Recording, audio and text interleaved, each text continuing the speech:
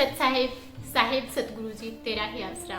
सबसे पहले मैं अपने सतगुरु जी के श्री चरणों में सत सत नमन करती हूँ और आप सभी का आपके अपने YouTube चैनल धर्म चक्कर पर स्वागत करती हूँ। पिछली वीडियो में हम बात कर रहे थे कर्म की कि कर्म अपना फल दिए बिना कभी नष्ट नहीं होता।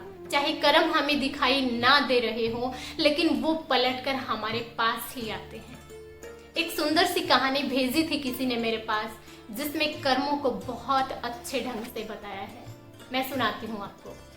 एक आदमी रास्ते से जा रहा था। उस रास्ते के किनारे आम का एक बगीचा था जो बहुत सुंदर था।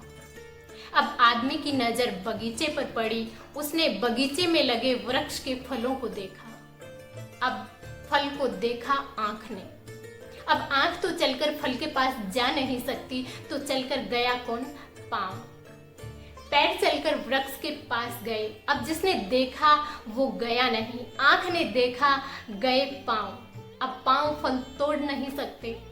देखा आंख ने, गए पांव, फल तोड़ा हाथ ने। इसका मतलब जिसने देखा वो गया नहीं, गया उसने तोड़ा नहीं। देखा आंख ने, गए पांव, फल तोड़ा हाथ ने। अब हाथ को तो आम के स्वाद का पता नहीं लगेगा, खट्टा है कि मीठा है। तो जिसने फल को तोड़ा उसने चखा नहीं, चखा रसना ने। जिसने देखा वो गया नहीं, जो गया उसने फल तोड़ा नहीं। जिसने तोड़ा उसने चखा नहीं, चखा रसना ने। और जिसने चखा उसने रखा नहीं, चखा रसना ने, रखा पेट ने।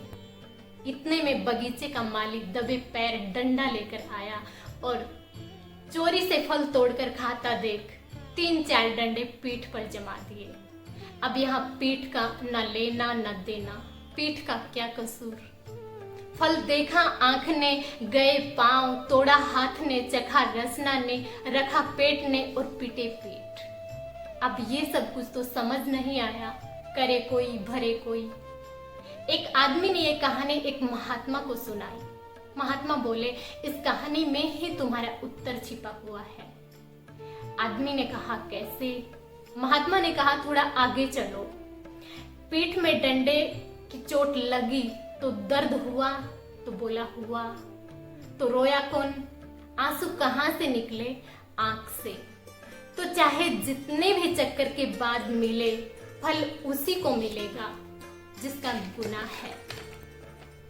इसलिए कर्म करने पर तो हमारा अधिकार है। हम ऐसे कर्म ना करें जो हमारे दुख का कारण बने। हम किसी दूसरे का अगर बुरा कर रहे हैं तो वास्तव में हम अपना स्वयं का ही बुरा कर रहे हैं। अगर हम थोड़ा सा भी तकलीफ में होते हैं तो परमात्मा को दोषी ठहरा देते हैं कि परमात्मा ने बहुत गलत किया मेरे साथ। लेकिन सच्चाई तो ये है कि परमात्मा कभी किसी का बुरा नहीं करते। परमात्मा हमारे कर्मों के अनुसार खुराक अवश्य देता है। परमात्मा एक न्यायाधीश है। परमात्मा का कार्य खुराक देना है। अगर हमने सुकर्म किए हैं तो हमें अच्छी खुराक मिलेगी। सुकर्म से सुख, शांति, समृद्धि, अमन, चैन, और कुकर्म से दुख, तकलीफ, निंदा आदि। इसलिए हम सोच समझ कर कर्म करें। मन, वचन और कर्म से किसी का बुरा ना हो, क्योंकि यहाँ कर्म हमारे सुख और दुख का निर्धारण करते हैं। धन्यवाद।